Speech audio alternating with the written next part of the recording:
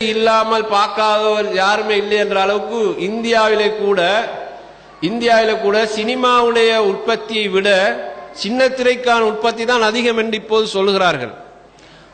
ஒரு காலத்திலே சினிமாவுக்கு இந்தியாவிலே அதிக மவுஸ் இருந்தது. இப்ப அந்த மவுஸ் சின்ன திரைக்கு அதிகமாக வந்திருக்கிறது. ஏன்னால் சின்ன திரையின் மூலமாகத்தான் சின்ன சின்ன படங்களை வெளியிட்டு அந்த சின்ன திரையின் மூலமாகத்தான் மக்களை நிறைய அவர்கள் கவர்கிறார்கள், கவர்ச்சி காட்டுகிறார்கள். இந்த சின்ன திரையுடைய ஆதிக்கம் இல்லாத வீடு என்பதே கிடையாது. 6:30 மணிக்கு டிவி ஒன் ஆவினால் இரவு 10:30 மணி வரைக்கும் சின்ன திரை நிகழ்ச்சி போய்கொண்டிருக்கும். காலையில் 9 மணிக்கு நிகழ்ச்சி ஆரம்பித்தால் ஈவினிங் 1:30 மணி வரைக்கும் அந்த நிகழ்ச்சிகள் போய்கொண்டிருக்கும். இடையிலே அதுக்கு பிறகு 3 மணியிலிருந்து 6 மணி வரைக்கும் சின்ன பிள்ளைகளுக்கான கார்ட்டூன் நிகழ்ச்சிகள் போய்கொண்டிருக்கும்.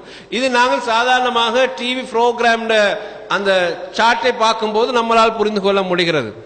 இந்த சின்ன திரை நிகழ்ச்சிகள் ஒட்டுமொத்த வாழ்க்கையை நாசப்படுத்தி இருக்கிறது. குடும்ப வாழ்க்கையை குட்டிச்சுவராக்கி இருக்கிறது.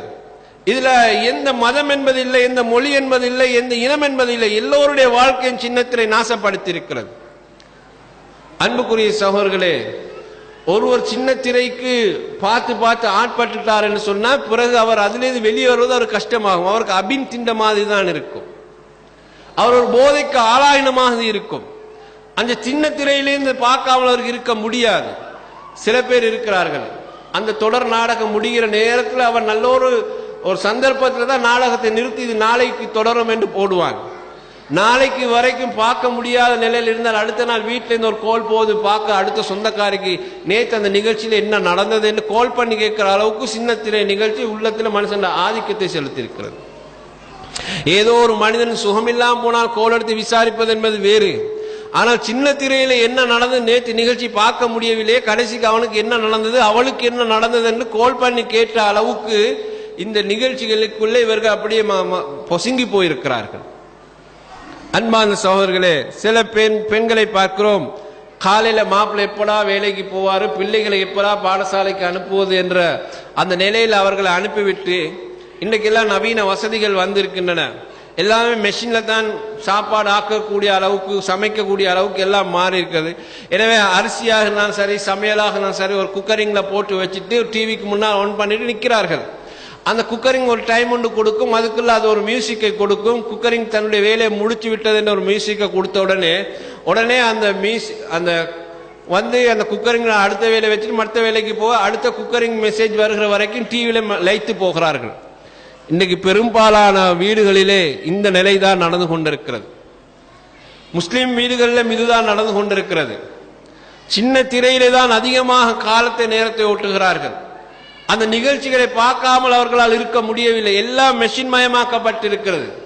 வீடுகளில் எல்லாமே வசதி, குக்கரிங் வசதிக்கு எல்லா மெஷினும் இருக்குது.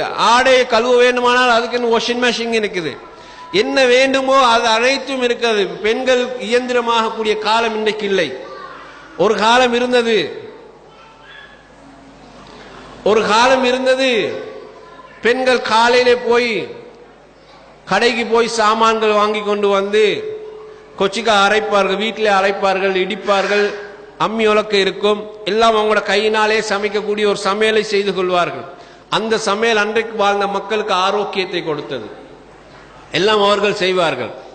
அல்லது கணவன் வீட்டுக்கு சாமான்களை கொண்டாந்து கொடுப்பார், மனைவி வீட்டில் கொச்சிக்கா அரைப்பால், இடிப்பா, எல்லா மசாலா தூள்களும் வீட்டில் தான் செய்யப்படும். மாவு அரைக்கிறதா இருந்தாலும் மாவு அவிக்கிறதா இருந்தாலும் பெண்களுக்கு வீட்டில் தான் வேலை இருந்தது. எல்லாம் வீட்டில் பெண்களுக்கு வேலை செய்ய முடியவே லுகருடைய டைம் ஆகும். அந்த நேரத்துக்கு தான் சமையல் நேரம் முடியும். அப்போது லுகருடைய நேரத்துக்கு வீட்டுக்கு ஆட்கள் வருவார்கள், வீட்டில் உள்ளவர்கள் சாப்பிடுவார்கள், சமையல் வேலை முடியும். பெண்களுக்கு அன்றைக்கு இருந்த வாழ்க்கை அது.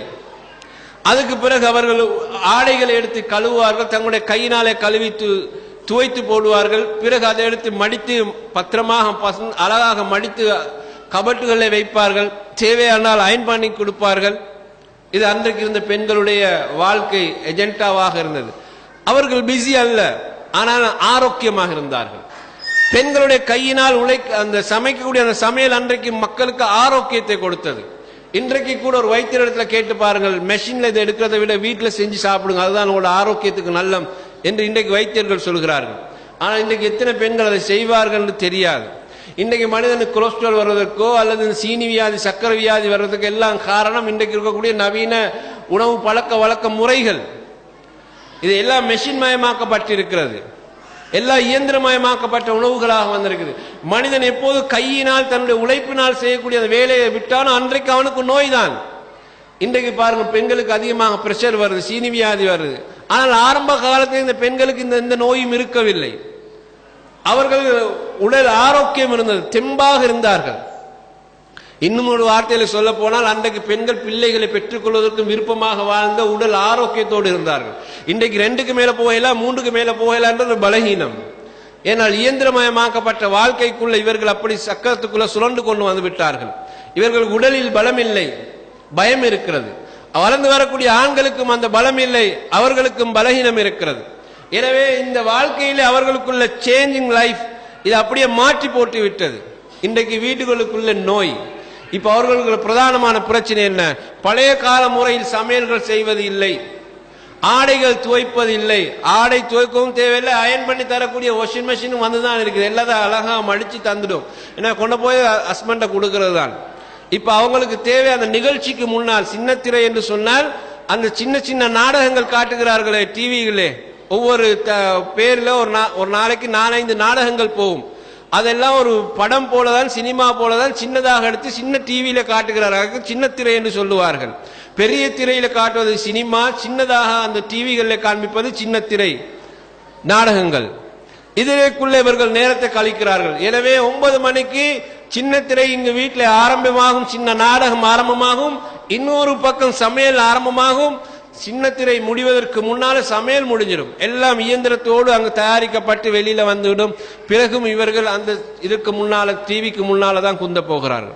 வளர்ந்து வரக்கூடிய எங்களுடைய இளம் வாலிப பெண்கள் இடத்திலே இன்றைக்கு அவர்களுடைய அறிவு மங்குவதற்கு பிரதானமான காரணம் இதுதான். அறிவு சம்பந்தமாக சிந்திக்கக்கூடிய திறனை இழந்து விட்டார்கள். ஏன்? வாசிக்கின்ற திறமை இல்லாமல் போகின்ற போது மனிதன் மடத்தனத்துக்கு ஆளாகுவான். ها قد تنام حلمكم من مثلكم قد حاز من دنياه حفظا للكتاب فلتخبروا من بعدكم من جاركم أن العطايا حفظ أين واكتساب